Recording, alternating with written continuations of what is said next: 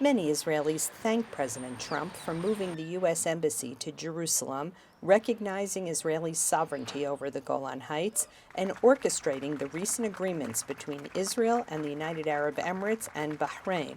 And many of them, especially on the right, hope for his re-election.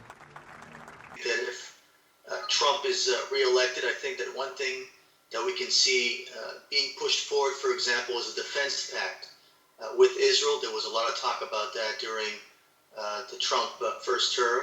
I also think that President Trump will probably continue to push for increased links between Israel and the Arab and Muslim world, just like we saw with the UAE and Bahrain.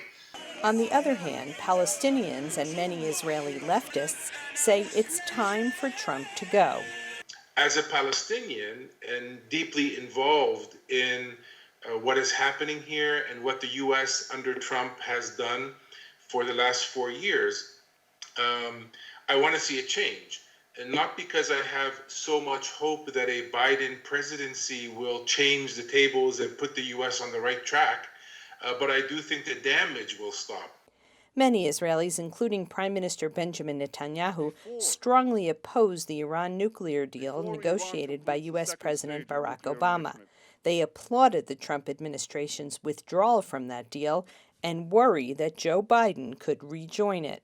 As Obama's vice president, he is associated with the Iran deal and other American Middle East policies that some see as hostile to Israel. Israeli government, the Prime Minister in particular, and also the Israeli public are very much concerned about a Biden victory. The reasons for this are two. One is his service in the Obama administration. Israeli government and most Israelis consider the Obama's approach and policies toward Iran, the Palestinian-Israeli conflict, and other issues to be a disaster. But other analysts contend that both Democratic and Republican administrations have been generally supportive of Israel. They say a Biden victory could restart the moribund Israeli-Palestinian peace process, which would be in the interest of both sides. A victory for Joe Biden and the Democratic Party for what it will mean for Israel and the area will probably mean going back to a peace process that involves two parties and not one party and the United States.